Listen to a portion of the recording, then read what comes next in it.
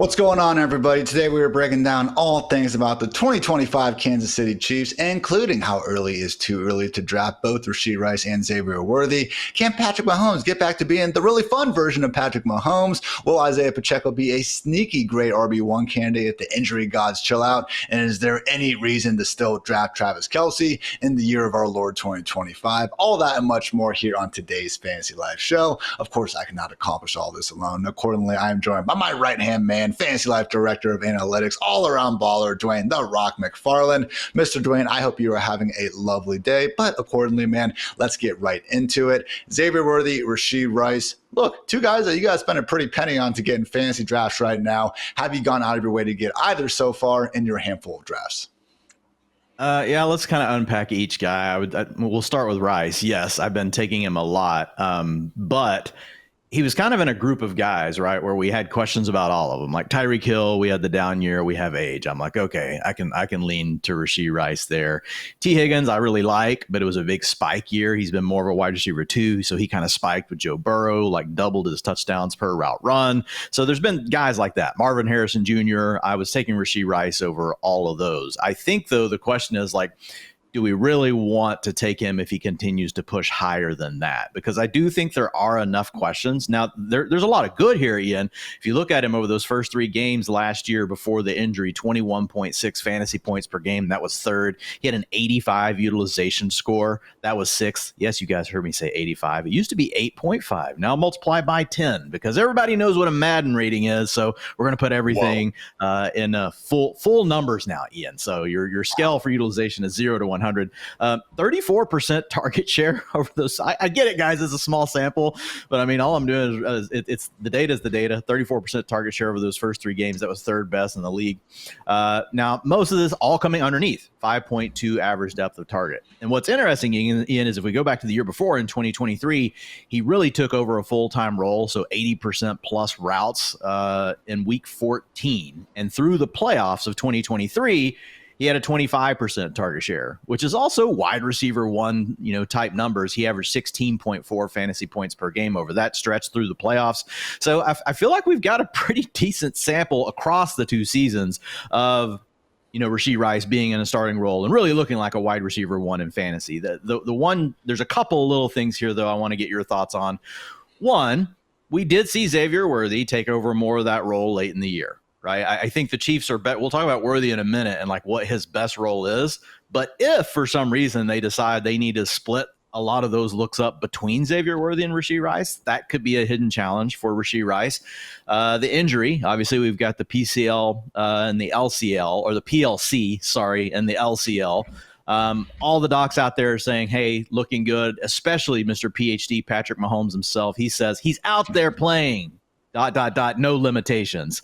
I don't know what all was in between the ... but there was, some other words, but no limitations is the main thing I saw. Nobody has for sure. So I had him originally missing 4 to 5 games when I first set up the projections. I've got that down to 2. And I take 1 away from every receiver. So I'm really only docking Rasheed Rice 1 game right now. Probably will remove that if we continue to hear these reports. The legal stuff sounds like, per our buddy Drew Davenport, like this thing's going to be a 2025 thing as far as the criminal case goes. So, yeah. 2026. My bad. Thank you. Yeah, 2026 thing, not this season.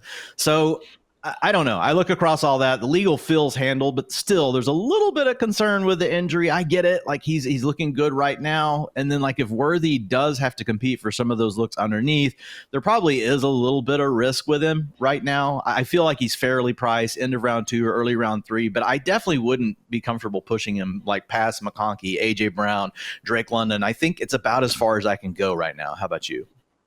That's that line. We've been talking about it throughout these team previews where, again, once you do get past London, McConkey, and AJB, however you want to order those guys, you start to see a red flag somewhere. And obviously in Rasheed Rice's case, it is going to be the injuries, the legal stuff, and to a slightly lesser extent, I guess, Xavier Worthy's overlapping usage. I will say, though, Dwain, I think a lot of the Travis Kelce usage could actually go down, and maybe that ends up going to Worthy because lest we forget, man, those first couple games of last year, I think Kelce had 12 total targets during the first 3 weeks. So we'll talk more about him later. But for my money's worth, I think they would get the most out of the offense by subtracting some of those 130 targets from their geriatric tight end, as opposed to, again, either of these young speedsters. But I would just say that we're not just doing this 3-game sample size for Rasheed Rice. It was incredible, okay? Only Jamar Chase averaged more PPR points per game than Rasheed Rice last year. Again, large difference in sample size, I get it. But okay, let's include the rookie season, all right? Going back 10 years, looking at every single wide receiver, there was over 130 of them that had at least 50 targets.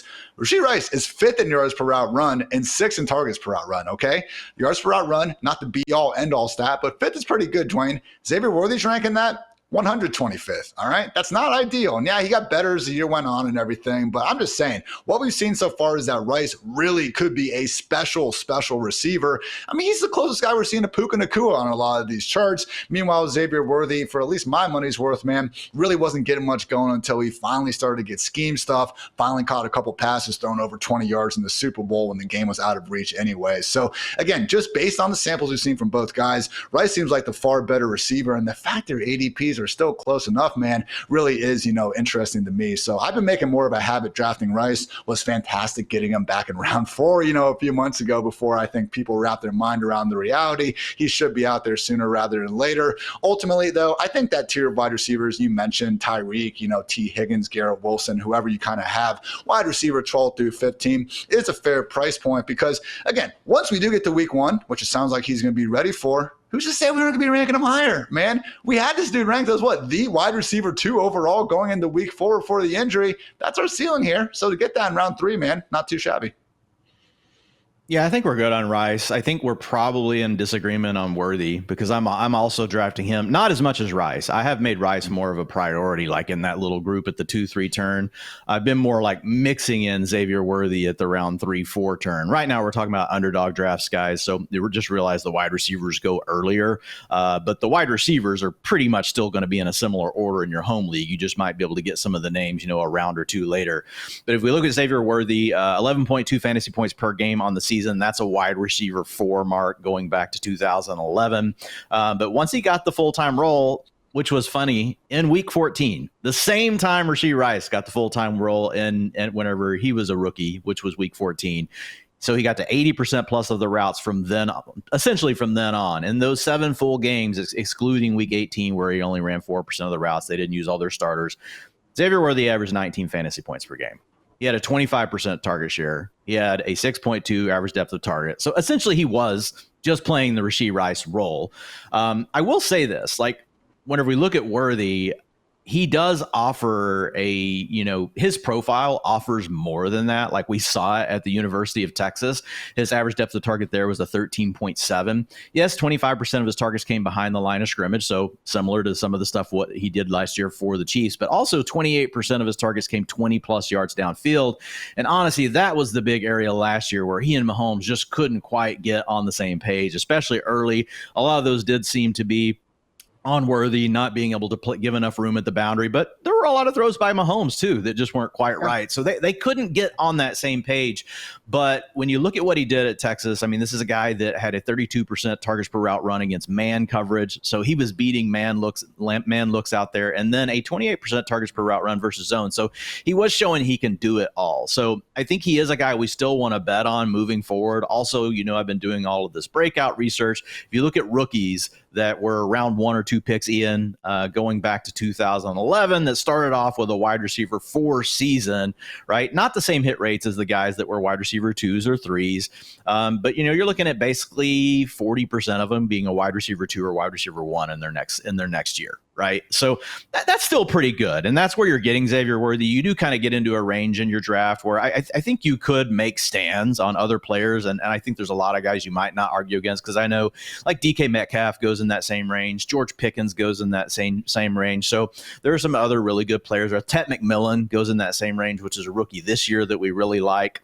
DJ Moore's in that group as well. So I get it. There's a group of players, but I definitely do want some exposure to Xavier Worthy. And I will say this. I think Xavier Worthy is the key to the Chiefs offense this year. If we're thinking of like a big rebound for the offense overall, but I think it comes through him growing and showing more of what we saw at the University of Texas and working more layers of the field. I don't think it can just be, to your point earlier, I do agree. Like he could just probably take on some of the targets from Kelce. But I think the best thing for this offense would be if they had someone that can work more vertical, work more intermediate. And maybe that's Hollywood Brown too. Maybe we're leaving him out of this conversation. But I think that's what the Chiefs are missing. We can't have everyone running 5-yard routes. Like, that's going to be a problem. Yeah, well, someone tell Matt Nagy that. I guess Andy Reid is probably still, very involved in the play calling as well. But this Chiefs offense, guys, I've sent the chart out a couple times on Twitter. You can find it in my written article. Like, the fact how unexplosive this group has been running and passing, like combined, ridiculous. Look, I get it. They were a bad 60 minutes of football away from winning their third straight Super Bowl. Okay, Kansas City Chiefs, still anyone's idea of a great team, but this death by 1,000 paper cuts nonsense, man, really has just become a bore to watch relative to some of those high-flying Chiefs teams that we saw even in the first year after the Tyreek Hill departure. Dwayne, like, that's the one thing. If we saw this group fall off a mountain after losing Tyreek, I could have wrapped my mind around that. But that next season, MVS and Juju Smith-Schuster are able to get a QB1 fantasy year out of Patrick Mahomes. Bonkers to me that, again, we haven't seen more. Of course, we did have, the late, ascension from Worthy last year, the Rice injury, the Hollywood Brown injury. So perhaps a post-hype, if you will, bounce-back campaign for all parties involved. I could get behind that. So final point on Worthy. You actually got your ranking up then, Dwayne, because you are the lowest of the Fantasy Life rankers. My wide receiver 24, your wide receiver 25. Again, right now his ADP is wide receiver 24, so I'm not necessarily in disagreement with that. You mentioned some of the names around him at wide receiver. I've more so been inclined to take guys like George Kittle, Jalen Hurts at the onesie spots in that range in round 4, more drafts than not. But again, certainly someone I don't want to have zero exposure to. You did mention Hollywood Brown, someone who this time last year, bro, was going, round 5, round 6 in some of these drafts. Now, didn't have the same certainty I think we do now with Rice and Worthy also being ballers. But man, Dwayne, could the injury gods chill out here for once on Hollywood? I know there's still a good football player in there somewhere. Right now, man, he's the only wide receiver 60 or something way in the deeper parts of drafts. You want to throw a dart at that price? Yeah, especially in best ball, because I feel pretty good about the fact that he's going to be locked into those routes. And even if he isn't the player that he once was, you're going to get enough spike performances along the way. You're just looking for a handful at the price that he's giving you.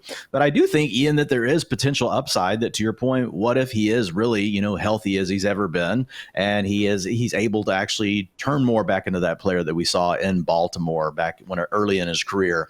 Also, he had a really good year in Arizona where we had DeAndre Hopkins out of the lineup for a bit. Showed that he could be more of a high-end target earner with Kyler Murray. So there have definitely been these flashes. The problem for Hollywood Brown is we've just never seen it over a long period of time. It's always been these 6-7 week increments where we're like, oh my God, look what this guy can do. But then whenever it comes down to making it all work out for a full season, it always feels like something goes wrong. Now, he's still giving people fantasy value in some of those years, but maybe to your point, there is a little bit left. And man, where the price is, you're not having to pay for it. So it's not like you're having to put a big stake in the ground that, man, Hollywood Brown's making this bounce back. All you got to do is know that he probably is locked into a starting role. And if he surprises us with his talent and has that bounce back, you basically get him for almost nothing. Man, this is the third straight offseason I've been repeating this stat. But guys, first 6 weeks of 2022 without Hopkins in Arizona, Hollywood was the overall wide receiver 5 in PPR scoring. The dude is good when he is able to just be healthy enough to play football. Unfortunately, 2022 had a foot fracture, a hamstring injury. There was a heel bruise in 2023 that left him questionable more weeks than not on the injury report. And last year had that shoulder SC joint separation. Obviously, robbed him of the first, 14 or 15 weeks of the season. So please, injury gods, we beg you, leave our guy Hollywood alone. Obviously, Dwayne, if the injury gods do chill out and we have all 3 of these receivers, plus some talented enough running backs and old man Travis Kelce out here, could 2025 maybe be the year that Patrick Mahomes gets back to looking like not just one of the best quarterbacks in real life, but also fantasy? Let's face it, we've still been drafting this guy as a top 6 quarterback, usually a top 4, top 5 guy these past 2 years. Hasn't been able to even crack the top 10, though, in terms of fantasy points per game. Are you willing to put some chips down on a guy that many reasonably still believe to be the best quarterback alive? Yeah, I do think there's a scenario where we look back and at the end of the year, we're like, the key that unlocked everything was, why didn't we just take Patrick Mahomes at his lowest ADP ever, right? Since before we knew that Patrick Mahomes was Patrick Mahomes. To your point, we had 3 years ago, 24.8 fantasy points per game with Tyreek Hill gone from the offense. Now, I don't know that that's necessarily just because, it was, I could spread it around more, do all these things. There's this thing called variance, right? It can just happen. And whenever you have a player like Patrick Mahomes, guess what? Good things can always be in store. And really, these last 2 years, to your point, it has been an underperformance. But if you look at his fantasy points per game last year, 18.3, and the year before, 18.8, it's not like it absolutely killed you. He was still a borderline QB1, but we know that upside is in there. I do have an article up over on fantasylife.com for free right now, guys, that you can check out that talks about the ceiling profiles for quarterbacks and how we get there. And really, it's a blend of what we see in the passing department plus the rushing. And I think that the thing we don't talk about enough, people know that Patrick Mahomes is a good passer, Ian, right? He's 250 to 275 yards. Like, that's where I've got him projected right now. Now, he could be a 275 plus guy. That could easily happen. We saw that 3 years ago when he had 309 yards per game. But it's what he does as a rusher that I think kind of gets underlooked, right? I mean, if we look at over the last 3 years, 19.2 yards per game, 24 yards per game, and 21 yards per game. So if you think about a potential spike season where he could throw for like 290 yards per game and then rush for like 25 to 30 per game, and if he gets a few scores on the ground, like, there's just a lot of ways, even if all these weapons are not like elite, even if there's just maybe two of them are good, right? I think there's a lot of different paths with the way we think about ceiling and floor that, man, Mahomes could really surprise even without a killer season from one of these wide receivers. So if you look at him in the ceiling floor model, 18.9 is his median projection and 23.5 is his ceiling, which is still one of the top marks once you get past like the dual threat elite aliens that we talk about. And you guys know who those are: Josh Allen, Lamar Jackson, Jaden Daniels, Jalen Hurts. Once you're past that four, obviously Joe Burrow's the guy we've got fifth in the ranks. But typically then you're going to see Patrick Mahomes sitting there at 6. And this is why, guys, he still profiles to have this ceiling. And like Ian said, if we do have two of these receivers really playing at an elite level, then we feel all that much better about him getting back to that form, looking more like an elite passer. I mean, look, we've had 2 straight, for his purposes, down seasons. Still talking about one of the most prolific fantasy football quarterbacks of all time. I believe only Josh Allen actually has more fantasy points per game of all time. This time last year, it still was just Mahomes. Yeah, once again, the QB2 all-time in fantasy points per game. Maybe it is just a 2-year blip on the radar. We shall see. But yeah, man, 300-plus rushing yards in 5 straight seasons. I just get annoyed by his rushing because this dude just pretends to go out of bounds and just takes advantage of those NFL rules and is flopping all over the place. So Josh Allen does plenty of it too, and some of the best athletes do it. So whatever, I'm not going to freak out too much. But man, that's just my little beef with Mahomes and company. But it's just been such a sad and neutered version of him these last 2 years, man. Patrick Mahomes has the lowest average target depth in the NFL over these past 2 years. So look, I'm not saying that you need to have a high ADOT to get fantasy points. Guess what? All passing yards count the same in the box score, whether they're coming with a bunch of yak or no yak at all. But man, I guess I will say this, Dwayne, the wide receivers are healthier. Is that really what we're going to pin it on? Or are we just saying it was 2 bad years? Because, again, there's no change in the offensive staff. There's no meaningful, additions. They've reshuffled the offensive line like always. But I wouldn't say, the Eagles, the Super Bowl, that was a huge problem. But I don't think we were watching the Chiefs last year going, oh, my gosh, if only this offensive line was better. So, again, it's only been 2 years, but it has been 2 years. Yeah, and there's a lot going on. The defenses continue to change the way that they play these the way they play, period, but especially the way they play these elite quarterbacks, and they're trying to force them, to your point, to just move the ball down the field, death by 1,000 paper cuts, as you like to say. So that's part of it as well. Also, again, the 24.8 fantasy points per game, it was probably just an outlier year. Patrick Mahomes himself kind of got lucky to put up that kind of yardage with that supporting cast. So I do think the players are better. And here's the bottom line, man. If you look back to 2011, here are the quarterbacks that have thrown between 275 and 299 yards per game. I think that's in the range of outcomes for Mahomes, and they've averaged 20 to 29 rushing yards per game.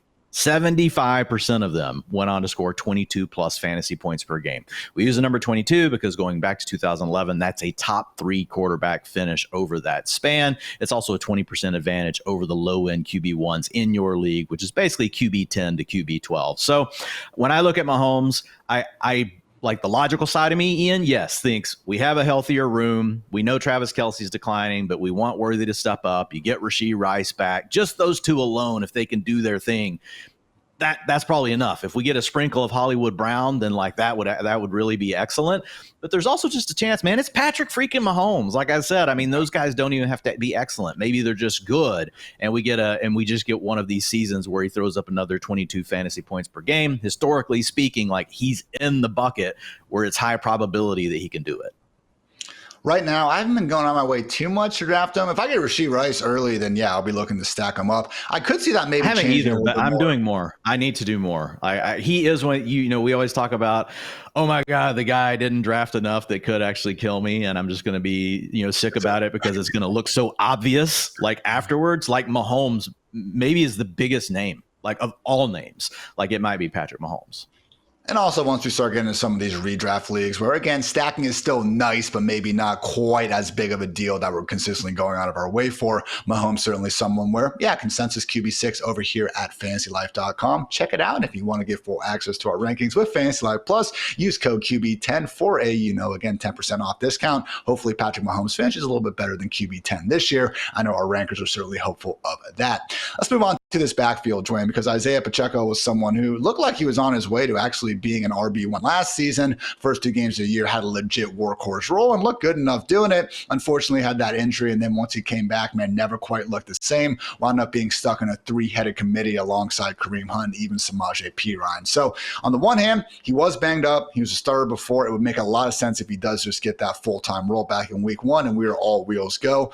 On the other hand, they did re-sign Kareem Hunt, who I know, guys, it's just Kareem Hunt, but I think the Chiefs have a quite different, view of him, what he's done for that franchise over the years, maybe as opposed to us who are more so looking at a washed guy who, again, wasn't creating many explosive plays last year. Also drafted Rasheed Smith late in the draft. So Perine is out of town, which is nice because Pacheco actually does have that 50-60 catch upside. Long story short, Dwain, we have a chance to draft potentially the Chiefs' workhorse starting RB1 as more of an RB3 in Fantasyland. Have you been going out of your way to do so? Yeah, I've been drafting him more and more. Like, I don't think he has it's funny. We talk league winning upside, but I don't think he's ever going to be a guy scoring 22 fantasy points per game. But as a guy that you can draft in round 7 to 9, depending on where you're drafting, that could score 16 fantasy points per game in a PPR, that's a massive value. You're actually, you're getting huge returns on your investment. So if you look at him in 2024, you talked about it. He had that really hot start. 16 fantasy points per game in the first 2 weeks before getting injured. He had an 87 utilization score. Guys, remember that's on a scale of 0 to 100. 87 is really good. That is running back 1 territory. And just to kind of, give you guys the background behind it, 74% of the snaps, man, 74% of the rushing attempts. And he really wasn't leaving the field, even with Perine there, that much on passing down. He had a 63% route participation, which is also running back 1 worthy, 16% target share. Okay, small sample size. Well, let's go back to 2023. This kind of sounds like the conversation we had around Rasheed Rice and Xavier Worthy. But whenever we go back to 2023, he took over the starting role in week 4. So basically, I looked at the point once he started getting 60% plus of the snaps. He averaged 16.6 fantasy points per game in 15 games through the Super Bowl. What did we say the year 2024 was? 16. So yeah, it was a small sample, but he already did it the year before, Ian, once they decided to give him the role. And in 2023, man, he also had 74% of the attempts, the same as what we saw last year, a little bit less from a snap standpoint, but still 68%. So, man, when I look at Pacheco, he's going to get the work inside the 5-yard line. He's also shown that he can stay out there on passing downs. Is he anything special, like as a ball carrier? He's actually fun to watch because he's just a violent runner. But I mean, I get the arguments that people are making, right? His yards per carry have gone down from 4.9 to 4.6 to 3.7. But guys, let's be fair about last year. I think you got to throw that out. Playing with an injury that we know limited a guy like Mark Andrews, Tony Pollard, very similar injuries to what they had to deal with. Should be much healthier coming into this season. Yards after contact, he's right around the NFL average, slightly above. Not a very explosive player yet. 9%, 10%. We're going to throw out last year the 4%. The NFL average is 9.5% of carries going for 10 plus yards for starting running backs. So he's right around the average, but still, to your point, in the Chiefs, where you get him in the draft, and man, I'm the competition. And again, I'm with you. I can't just dismiss Kareem Hunt, but I'm pretty much dismissing Kareem Hunt. I mean, Kareem Hunt, Elijah Mitchell, Rasheed Smith. Actually, I think the most talented other player there is Elijah Mitchell, but he's just never stayed healthy. Like, he has shown that he can be a very explosive playmaker. Brashard Smith does definitely have a hive out there, guys. And I get it. I've watched him. Like, he could be really good in the passing game, but man, he's a round 7 pick. How often do round 7 picks really turn into anything? And people are like, Dwain, we're talking about Isiah Pacheco. Yes, you're right. We are talking about Isiah Pacheco, who was a late round pick. So, but still, at the end of the day, it's really rare, right, for these guys to come in and really carve out a big starting role. He's a volume dependent back. He's not like the most efficient player, Ian, but man, where you're getting him, I do think that Pacheco is a name that people should be clicking on a lot more. And I honestly think he should be going higher in fantasy drafts. Look, Brashard Smith, maybe he is the answer, and I'll look dumb for saying this in a couple of years, but what rookie running back has haters, Dwain? Every single rookie running back that comes into NFL, draft analysts love, because draft analysts seldom put down anybody because it's not fun to put down anybody. We are the a-holes in the fantasy world who actually have to rank these guys and go ahead and draft them and then put our reputation on the line with it. So again, maybe Brashard Smith is awesome, but generally speaking, all these day 3 running backs wind up being nothing a lot more often than they are something. Yes, you are correct. Pacheco also was a day 3 running back, and he did become something, so good for him. But yeah, man, I was a little bit more worried about Kareem Hunt and these guys earlier in the offseason. But as I've just kind of gone through it more, I think you're spot on in terms of like, yeah, it's okay. We could see something happen, but what backfield in the league doesn't have some level of competition? This feels to me like worrying about, Zach Moss and, Samaje Perine himself versus Chase Brown in Cincinnati, where it's like, okay, if those are the only guys we're really worried about, I think we can go ahead and get behind this. So running back 27 right now, Ian. Yeah, I mean, is where you're getting him in drafts. Yeah, so I mean, you're getting to draft him as a running back 3. So even if like he isn't good and he has to share time, like that's not going to kill you. That's pick 79 in a draft. That's not going to kill your draft. But if he does turn out to be the guy getting 65% of the workload, you're gonna be plugging him into your flex or something, right? Or he's gonna take over your running back 2 role, or he's gonna force you into some tough start sit decisions, or maybe you trade Pacheco right after 3 weeks, for something else that you need. I just again don't think he's gonna ever be like a 20 plus fantasy point per game guy, but man, 15 to 17 fantasy points per game going off the board at running back 27. When you look at the players in that range, like Pacheco is one of the names I like quite a bit. He is my 3rd most drafted running back of this offseason, and I continue to be quite happy with that. He was the RB14 in 2023, all right? Like, that happened. Why not even better in 2025? Whom's amongst us would be mad about that? Dwain, let's close things out with a look at Taylor Swift's boyfriend, Travis Kelce, coming off easily the worst season of his career. He looked washed. Every single metric tells us that he was washed, except for targets and fantasy points, okay? So here's the argument here, all right? We saw last year that even this version of Kelce was still able to easily clear triple-digit targets. Now, some of those injuries to the wide receiver's health. I talked about that previously with the wide receiver section, but if the bad version of Travis Kelce still finished as tight end 6 in PPR points per game, how much lower do you think he can go? Because as much as Noah Gray made the most out of his opportunities, if Travis Kelce wants to play football in the year 2025, which he is, and as Andy Reid has told us, I don't exactly think the Chiefs are going to exactly be curtailing his workload. Yeah, well, I mean, look, with Rasheed Rice back, that's going to take targets away from him. He was not really doing much, before Rasheed Rice left. If Worthy takes a step forward, to your point earlier, like, I think the better way for the Chiefs to deploy their targets would be to the guys that are more explosive. Now, could we be wrong in saying that he's washed? I mean, yeah, but he's at the age where when you see the decline that we're seeing, I think you're better to lean into it. To your point, the target earning ability, 23% over the last 2 years versus 24% in his prime. That part hasn't really gone away. But if you look at the yards per route run, those have absolutely cratered. 1.43 last year versus his prime years, 2.35.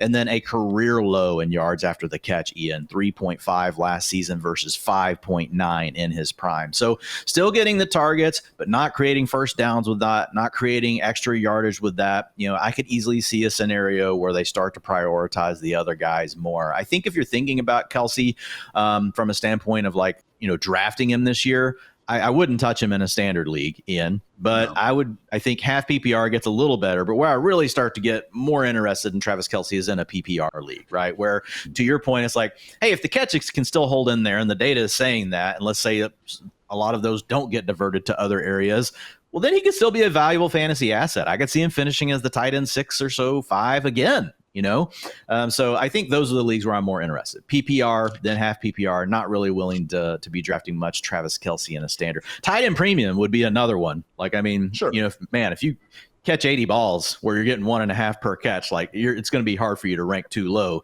even if you're terrible after the catch. You mentioned the after the catch just falling off a cliff. Zach Ertz forced the same amount of missed tackles as Travis Kelce last year. Certainly a far cry. No. Exactly. Yeah, not what you want to hear, guys. So far cry from the guy who, again, was running all over the freaking NFL for the large majority of his career. Still very much one of the best tight ends of his generation. I go with Gronk overall, but no harm in second place. Still a situation though where I have not been going out of my way to draft him really much at all, Dwain, because he's still sitting there up there, tight end 6. I look at the fantasy life projections and I see Evan Ingram and David Njoku, 2 younger guys with far more juice at this point in their career. Going later in drafts, give me that, sort of guaranteed volume over Kelce, who, again, I do agree. I think that Worthy could be eating more and more into that role. Rice as well when they're both healthy. And again, we're hopeful that the scoring upside is going to increase in this offense. And this takes us to the win total sitting at 11.5, Dwain. Normally, I would be down to pound this. Let's face it. We've seen Mahomes and company get away with, everything they want pretty much. 11-0 in one-score games last year. How does that happen? I'm going with the under, man. I know. 12, 12, 14, 12, 14, 11, 15 wins since the Mahomes era began in 2018. I think they only win 11 this year. Give me under 11.5. I just haven't seen enough change other than just saying, oh, yeah, it's Mahomes. He should probably figure it out. Yeah, I mean, it's a tough one, but 15 wins, 11 wins, and 14 wins. I'm going with the over. I mean, they added a left tackle in round 1 and Josh Simmons. Hopefully that helps. The pressure rate last year on Mahomes and what he had to deal with was insane. Not saying one player is going to change the entire offensive line, but it's a step in the right direction. So I'll take the over, Ian. I'll go with the health of the wide receivers, having Rasheed Rice. We'll bet on Xavier Worthy taking a step forward, and that being enough to clear the 11.5, considering that they've been able to do that 2 out of the last 3 years, even though their receiver core has had issues in all of those seasons. Tough division, but my God, man, they just win this division year after year. And just, again, the run of Mahomes making these AFC championship games at a minimum is absolutely nothing short of astonishing. So I'm going under 11.5. That is probably a very stupid thing to do. If I were you guys, I would go ahead and trust Dwain going with that over mark. But we appreciate you trusting us over here on the Fantasy Life Show. Regardless, like and subscribe if you're into that kind of thing. And remember, guys, Fantasy Life Plus over fantasylife.com, code QB10. Get yourself 10% off as we try to be your one-stop shop for chasing that fantasy championship glory. So appreciate you tuning in. For Dwain, for producer Matt, for producer Kelce, I'm Ian. Thanks again for checking out the Fantasy Life Show. And until next time, take care, everybody.